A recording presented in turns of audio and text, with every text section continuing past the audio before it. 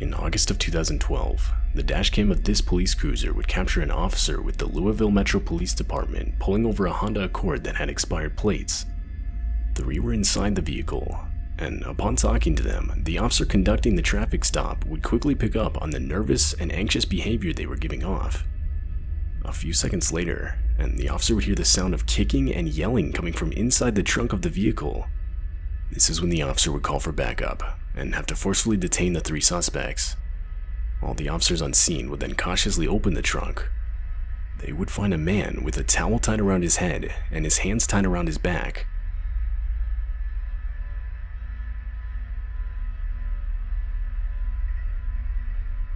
The man inside the trunk turned out to be the owner of the vehicle. He had been working the closing shift at a Circle K gas station 7 miles down the road.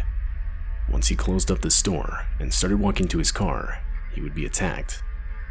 The three suspects would then steal the man's car, but rather than leave him behind, they would tie him up and stuff him in the trunk of his own car before fleeing with it. Following the incident, the three responsible would be arrested. They were later identified as 27-year-old Trent Bly, 27-year-old Joseph Davis, and 28-year-old Brittany Elder. What they had planned to do with the victim is still unknown. Had the plates on the car not been expired, the traffic stop likely would not have even happened, and the victim would have been at the complete mercy of these people and their intentions.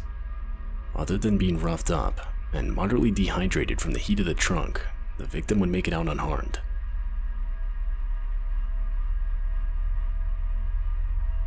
On December 19, 2017, the Tucson Police Department in Arizona would receive a disturbing call reporting a man who looked to be impersonating an undercover cop. The caller stated that he, along with a couple friends, had been parked on the side of the road when a man claiming to be an undercover cop pulled up next to them. He further stated they had all been searched, and one of them was even put in handcuffs. The police would verify that whoever they were with was in no way affiliated with law enforcement. Multiple police would be sent to the scene. However, when they arrived, they were informed by the group that upon calling the police, the impersonator would hastily drive off, even leaving one of the guys still in handcuffs. How's it going? You guys live here? You guys live here? What are you guys doing? Chilling?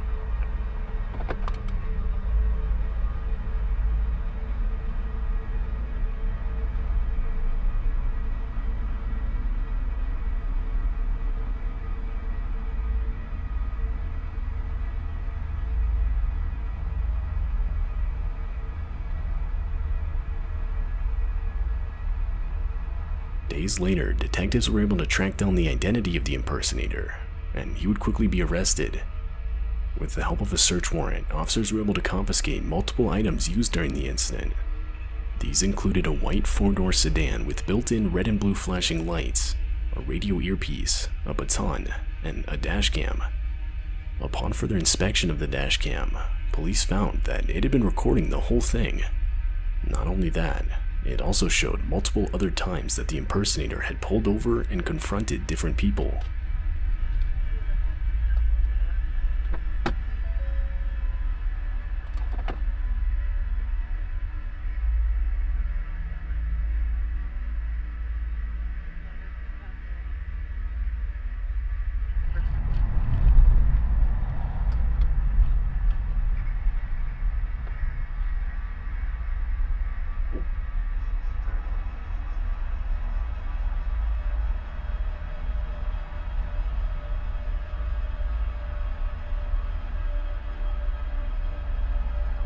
The man's motives for doing this aren't exactly clear, but the fact that he was willing to even go as far as putting people in handcuffs doesn't make them look good. One can only imagine what his true intentions were. Ultimately, he would receive charges of impersonating a law enforcement officer and kidnapping.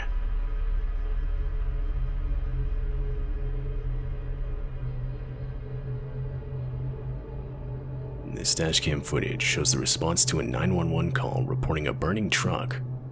The call was made in the late hours of February 11, 2017 in Glen Heights, Texas. It was reported that a truck engulfed in flames was stopped in the drive-thru lane of a Jack in the Box, dangerously close to the building itself. Officer Chris Womack was the first respondent on scene. When he arrived, it was clear that the truck was to the point where it could explode at any time. So, thinking quick, the officer bravely used his own patrol vehicle to push the truck to where it was a safe distance from the restaurant building.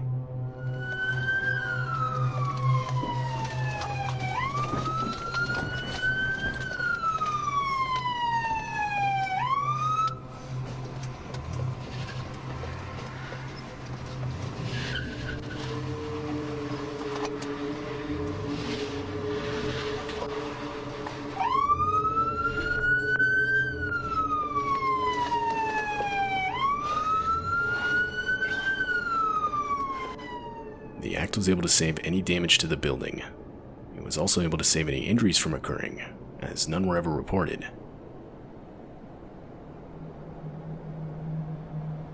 Richard Lee McNair was a man born in 1958 in Oklahoma. When he was just 28, he was given 2 life sentences for murder and attempted murder during a burglary gone wrong. However, McNair is more well known for his escapes during his time in prison. McNair successfully escaped law enforcement a total of 3 different times. His first escape didn't last that long, only able to stay on the outside for a matter of minutes. And the second escape was a little different. 9 months out of prison as a fugitive on the run. Then, on April 5, 2006, McNair would make his 3rd and final attempt at escaping. It was successful, but seemingly not for long. As he was running on the side of the road, a police officer would notice him, and because police were informed of an escapee at the time, the officer would stop him. Timbo, you live around here, buddy? No, Where you live at? down the road by Pineville. Pineville? Uh-huh. Okay. Do you have any form of identification on you? No, man. All right. What it is, we got an escapee. Oh. Where from? Prison. There's a prison here? Yeah. The whole event was caught on the police officer's dash cam, and it shows as McNair desperately fabricates information in an attempt to convince the officer he's not the escaped prisoner. What's your address? I don't have an address. I'm at the hotel. We're working on houses and stuff like that, the roofing. Roofing? Yep. Okay. For my brother. All right. Where are you staying at? That Titusville or Titus Inn? Titus Inn? Little old. Where's that at? I don't even know the address. We just got into town about a week ago, and he dropped me off to jog. I always jog about 12 miles a day. Where'd he drop you off at? Up there on that road by, there's some construction going on up there, some houses, and he dropped me off. Who do y'all work for? It's his, I know. What's the name of the company? Phil's Roofing. Okay. Phil's Roofing. Did you go through a briar patch or something? Well, yeah, roofing. I always roof in shorts and cut my scratching up on, the roofing. That's why your knees are all cut up? McNair's ability to quickly come up with fake information proves extremely helpful in convincing the officer he had nothing to do with the escape.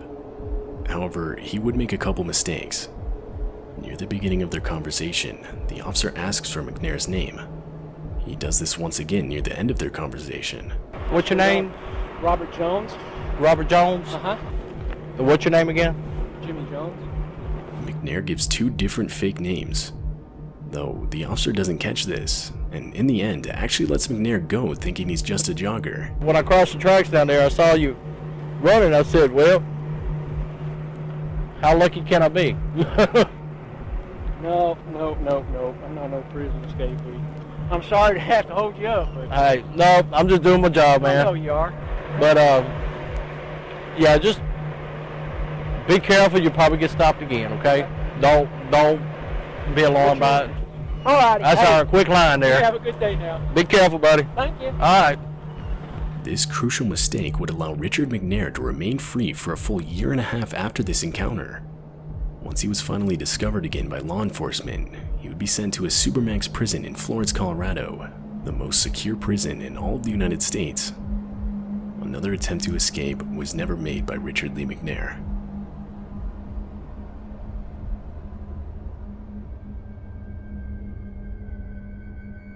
This police dashcam footage comes from a California Highway Patrol vehicle. The 2 officers inside were responding to a reported structure fire when a large mudslide is quickly revealed on the road. But once it's noticed, it's too late. There wasn't enough time for the driver to react, therefore the patrol vehicle is sent directly into it. All four wheels are quickly elevated off the ground, spinning the vehicle around and forcing it with the current of the mudslide.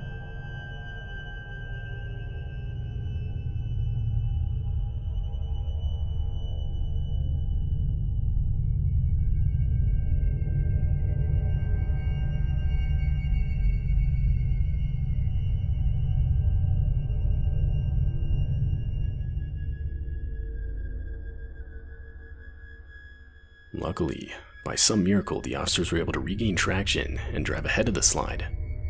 By that point, there wasn't much they could do but warn pedestrians and watch the disturbing sight of the mudslide rushing down the road and tearing through their city.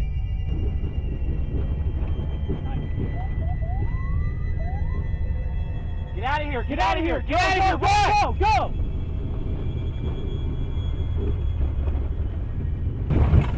It's gonna come right through us. What are we supposed to do? I have no idea.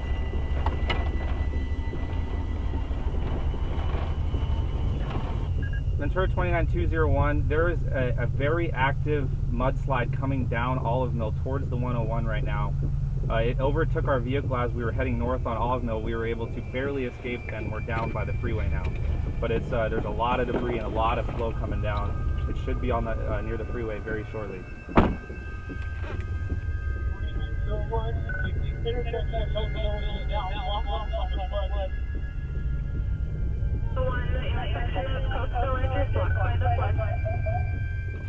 Mike, get in the car! Mike, get in the car! Get in the car, Mike! Get in the car! Get in the f***ing car!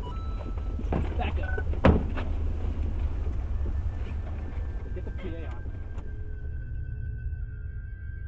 In the early morning hours of July 27th, 2018, police in Wyoming received multiple calls reporting a reckless wrong-way driver on the highway. Officers Rob Meredith and Chris DeBoer were the first on scene. In order to stop the driver, the officers were forced to use their own police cruiser as a makeshift barricade, which was all caught on their dash cam. That's 40. Good. Take as many lanes as you can. Watch yourself, watch yourself. We are going to set up like this. He's coming right at us right now. Alright, we got him coming at us, dispatch. As the two set up, the headlights of the wrong-way driver can be seen quickly approaching. Disturbingly, they're showing no signs of slowing down or even diverting their vehicle's path to avoid a head-on collision. Watch yourself.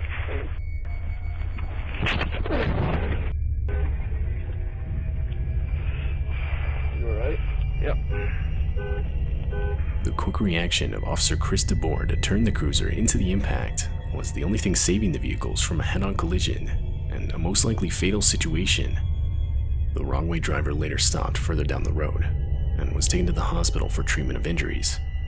He was a 60-year-old man and was charged with his third offense of operating a vehicle while intoxicated. As for the two police officers, they were lucky enough to make it out of the incident with only minor injuries. Copy, got hit a head on. We'll get medical started. Where you at? 54 from 130.